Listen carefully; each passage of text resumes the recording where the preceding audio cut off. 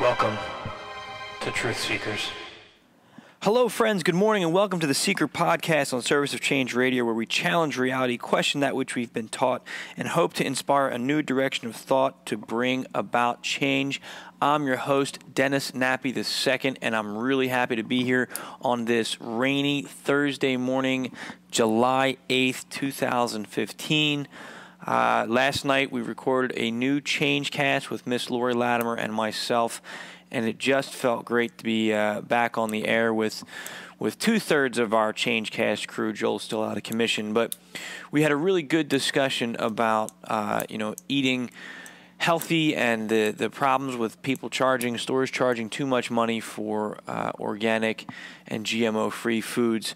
And we went through, kind of expanded on yesterday's Seiker podcast on ways that you can grow your own foods, which is a really exciting discussion. So check that out through our ChangeCast link at servicechange.com. It's an inspiring discussion between Lori and myself. Today I'm hoping to get into really, I wanted to cover the subject of meditation. I think it's an important topic. I'll see if I get to that today, because I also just came across something through the Facebook news feed this morning that caught my attention in regards to healthcare, holistic healthcare, and it's upsetting, it's concerning, and it's something I think we need to be thinking about. And the title was 3 alternative health doctors found dead in the last 2 weeks after run-ins with the feds.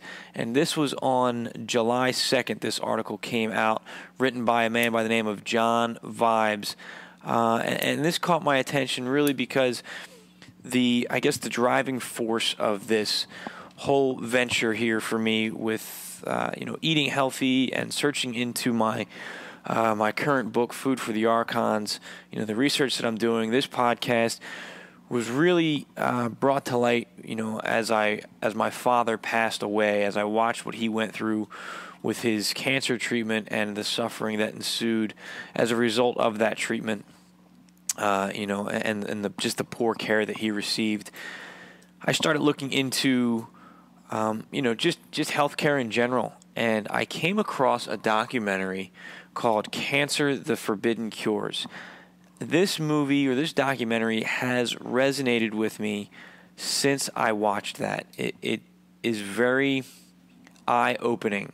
And if you have cancer, or if you know somebody that has cancer, this is a must-watch. And some of the things that stood out in that documentary was one of the researchers said that, back in, I'm so bad with dates, but early to mid-1900s, I'd say closer to the early 1900s, when there were 2 schools of thought in medicine.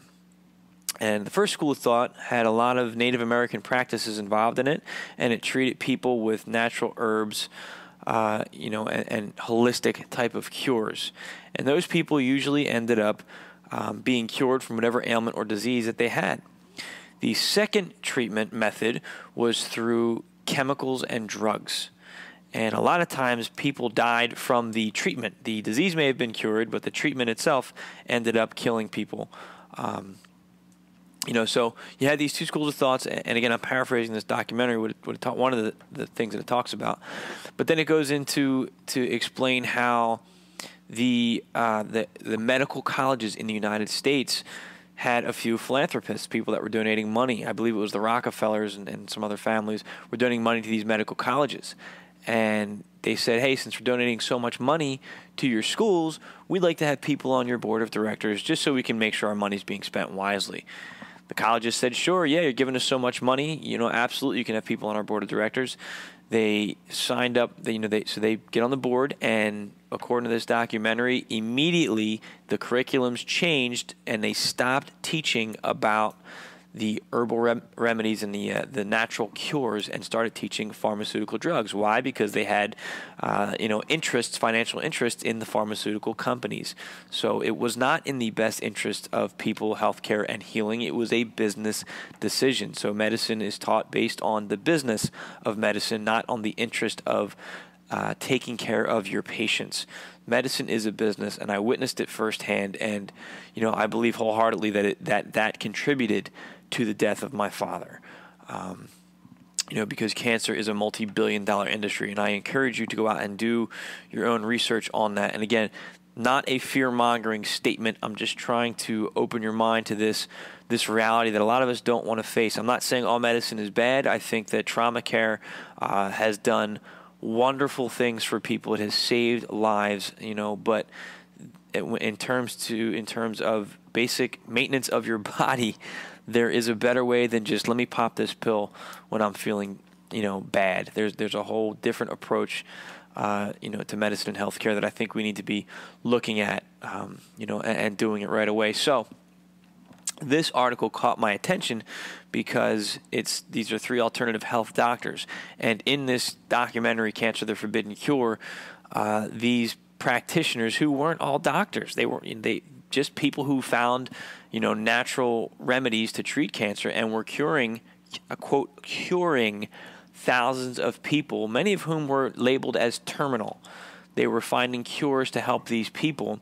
They were harassed by the Food and Drug Administration, by the CDC. When I say harassed, I mean they have people coming to these centers to find cures, and these representatives of these agencies were showing up, shutting them down, demanding, tying them up with legal, court proceedings, and stopping them from treating these cancer patients because it wasn't, they weren't, I guess, officially approved studies and methods. So they were calling them liars and hoaxes and all these things. It's really sad, seeing exactly what went on here and the harassment that one of these doctors.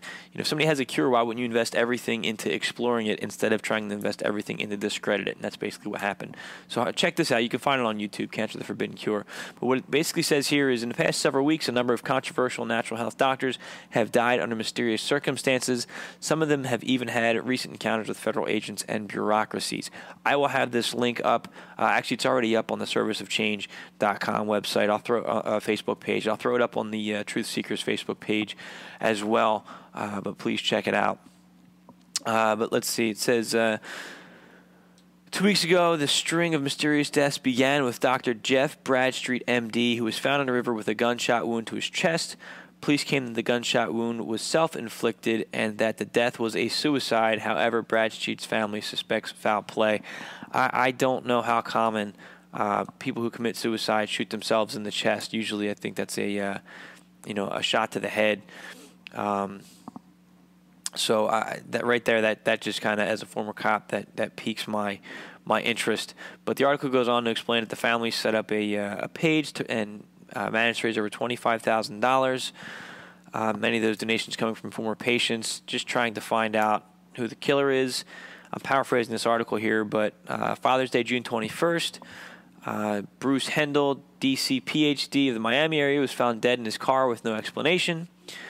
And it says how they had both had run-ins with this doctor and the other one that passed away or was shot in the chest, had run-ins with the feds due to their unconventional treatments, which had been known to help people. In fact, just weeks before his death, Bradstreet's office was raided by the FDA. Again, this sounds a lot like that documentary that I was talking about. The FDA would just raid their offices and take all their patients' files, saying we have to review it, but now the doctors don't have any files, to treat their patients with where all their information was stored. So that's just odd. And now they have also Dr. Teresa Severs, another natural health doctor from Florida. She died under mysterious circumstances earlier this week. She also specialized in holistic treatments. and she was allegedly murdered by an unknown attacker in an upscale neighborhood that experiences very little crime. So look into this, check this out. I've also read related articles that they recently found 3 doctors and an attorney who were possibly alternative healers dead in Mexico. They were found in a river in Mexico. And then 2 more doctors found dead in the United States. I have the links up on the servicechange.com website. So it's a scary thing. I don't know for sure, and the author and researcher, investigative journalist John Vibes claims, he can't prove anything yet that these things are related, but it really makes you think. We want to believe that we're safe and secure, and that those in charge of us have our best interests at mind. But again, my father's dead, and I watched what happened to him. Healthcare doesn't always have our best interests in mind. That's why I'm always promoting natural health and holistic healing. And do it on your own. You don't always have to. Let me preface that. Do your own research. Seek the advice of someone trained in this area, and consult with your medical practitioner. But if you don't agree with your medical practitioner is saying, find someone who will better support how you want to, care for your own health care. Holistic health care is not, let me take a pill, I'm going to feel better. Holistic health care is doing, it's daily maintenance, basically. It's a lifestyle. It's a way of life. It's what you eat. It's what you put in your body, and it includes meditation. It includes exercise. It's an entire whole body and mind and spirit treatment of yourself. I don't know why that is so frowned upon. I don't know why people look at people who have this interest as weirdos, as people on the fringe, because this is the stuff that works. My health has improved over the past 2 to 3 years since I've been following these practices, and I'm a mere amateur here. But I recently received a Reiki certification, or attunement as they call it in the Reiki field. And what Reiki is a Japanese hands-on massage that works with ki, which is a life force or energy. It's the same as Chinese medicine, uses chi, which is your life energy that flows through everything. And the yogis that practice yoga, have prana, which is your life breath. Science has measured this. They call it your bios-field, your bioenergy. So it's a real event. It's been documented. It's been measured. There are many scientific studies on it, and I've seen results personally with the Reiki healing on people that I've worked with. Excuse me. I had my mother was in a really bad car accident, and she flipped her car, and I was able to help her. That night I gave her 2 treatments. She was really sore after the accident. I gave her the first session, within a few hours of it, and she was immediately telling me how the pain, the stiffness went away, the pain went away, the anxiety she had just kind of disappeared, and I was able to identify just by going through this process, hey, where her areas of pain and soreness and trouble were, treated those areas. The next day gave her treatment on the other spots that were bothering her. She was pain-free, pretty much instantly, and I attribute that to the Reiki. It's a fascinating subject. Check it out. I'm still learning, everything I can about it, and I use it, every day in my own life with my children and my family, and it's been a big help. But again, you got to take care of your body. You have to eat healthy. Some of the stuff we talk about on Service of Change and on our Change casts, well worth looking into.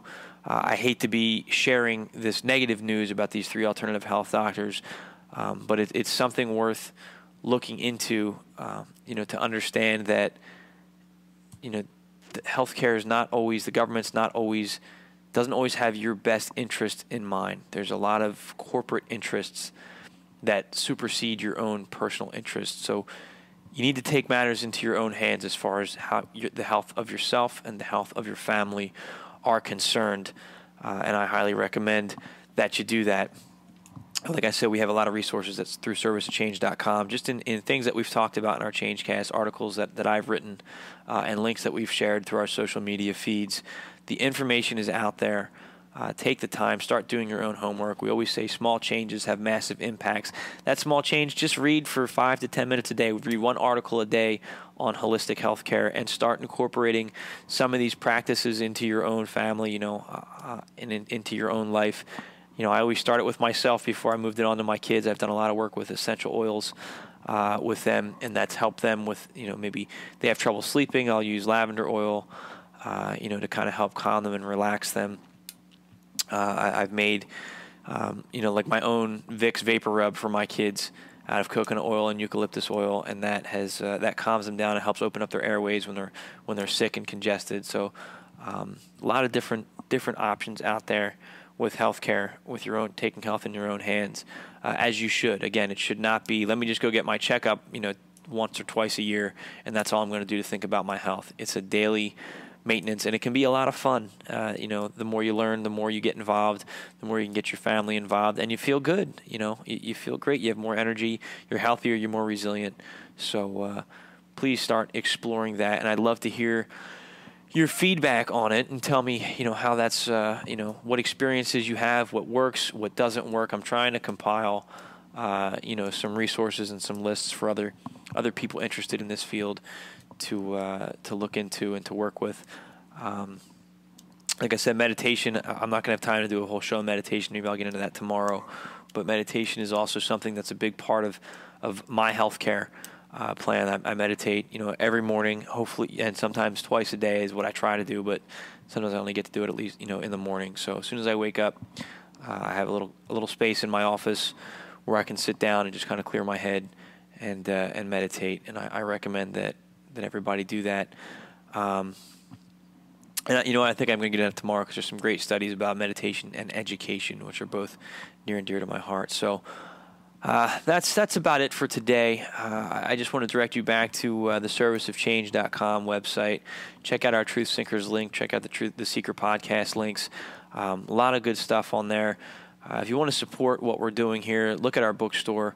We have a bunch of books available through that have been published by Service of Change. My 4 books. We have Lori Latimer's The Art of Service Haiku for Change.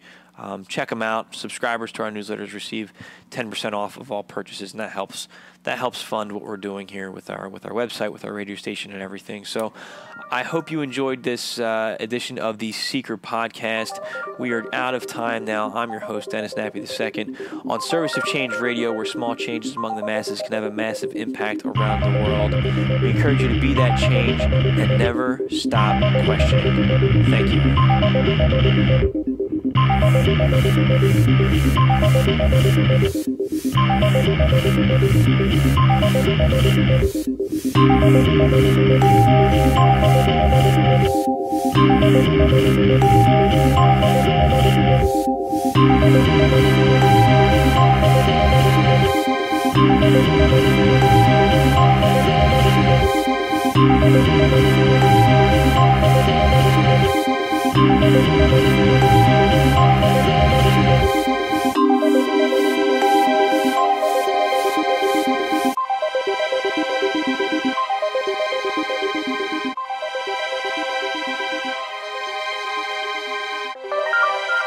Welcome to Truth Seekers.